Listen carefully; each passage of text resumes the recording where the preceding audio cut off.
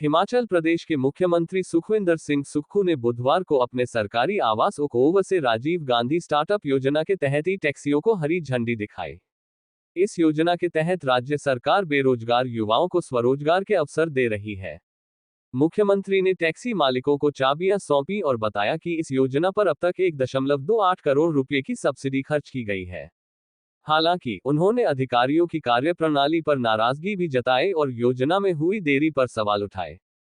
मुख्यमंत्री सुक्खू ने कहा कि राज्य सरकार हर साल एचआरटीसी को 750 करोड़ रुपए की सब्सिडी दे रही है। एचआरटीसी में कर्मचारियों की संख्या अधिक है और यहां रेशनलाइजेशन की जरूरत है ताकि कामकाज में सुधार लाया जा सके। सीएम ने कहा कि एचआरटीसी पेंशनर्स की पेंशन देरी से मिलने का मामला उप मुख्यमंत्री मुकेश अग्निहोत्री देख रहे हैं। साथ ही उन्होंने कहा कि एचआरटीसी बसों में महिलाओं को मिल रही 50% किराया छूट से निगम को घाटा हो रहा है। पंजाब दस्तक के लिए सुरेंद्र राणा की रिपोर्ट। योजना राजीव गांधी स्टार्टअप योजना के तहत दी जा रही है। हमारी सरकार ने सरकारी कार्यालयों में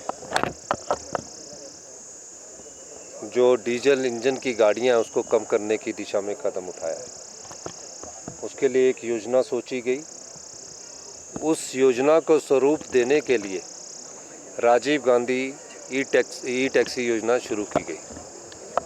मकसद ये था कि हिमाचल के पर्यावरण को बचाए रखा जाए, हिमाचल के पर्यावरण के साथ कोई खिलवाड़ ना हो और प्रदूषित वायु को दूर करना है और ताकि जो हमारे वायु में प्रदूषण फैला है उसको भी कम किया जाए। इस उद्देश्य से राजीव गांधी ई टैक्सी स्टार्टअप योजना की शुरुआत की गई।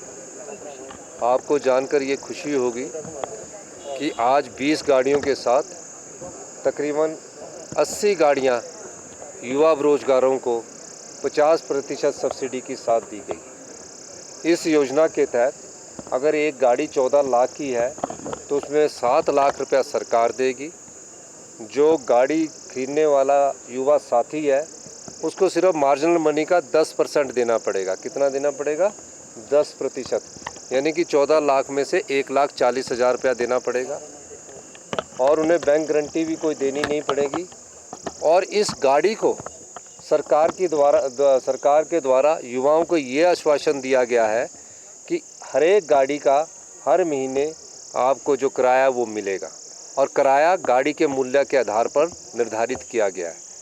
यानी कि 14 लाख वाली गाड़ी को 10 से 14 लाख की गाड़ी को 50,000, 15 से 20 लाख की गाड़ी को 65,000 और 20 लाख से ऊपर की गाड़ी को 75,000।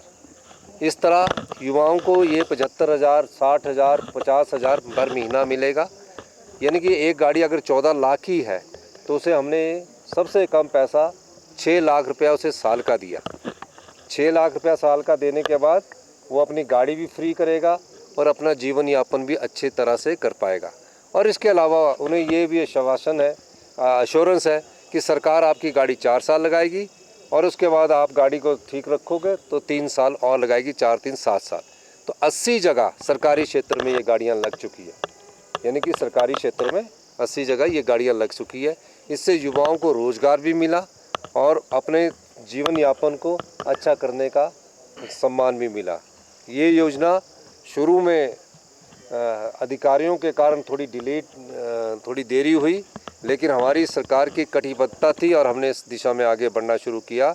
आने वाले समय में और सरकारी विभागों में हम गाड़ियां लगाएंगे। मैं कहना चाहता हूं जो युवा गाड़ी चलाते हैं या जो महिलाएं गाड़ी चलाना चाहती है वो राजीव गांधी ई टैक्सी योजना के अंतर्गत अप्लाई करें।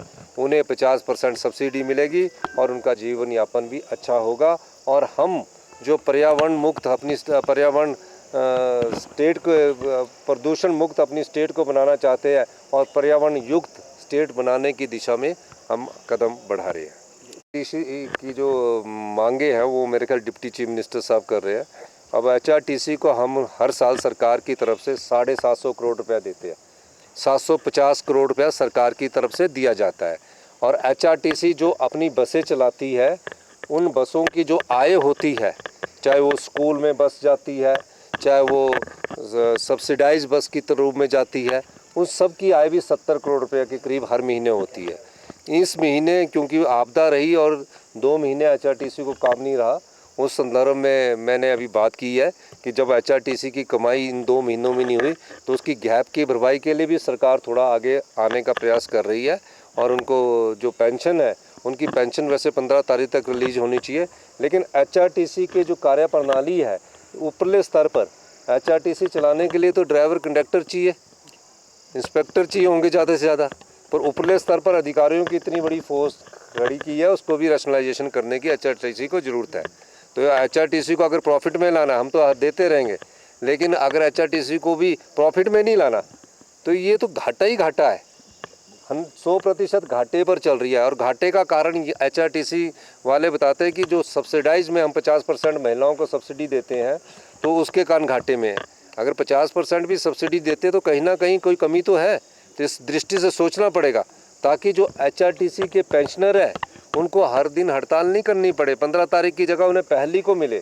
उस दृष्टि से अगर ये हमारे साथ सहयोग करेंगे तो मेरा मानना है कि जो HRTC के एम्प्लॉयज़ भी हैं उनको पेंशन भी मिलती रहेगी। थोड़ा सा फैसले लेने की ज़रूरत है, उस दिशा में हमें आगे बढ़ना पड़ेगा। HRTC के एम्प्लॉयज़ के साथ ही मिलकर और मंत्री मुख्यमंत्री महोदय के साथ ही मिलकर फैसले ले जाएंगे। मैं HRTC का उदाहरण इसलिए नहीं देना चाहता हूँ, HRTC के पास सिर्फ 3000 बसेज है।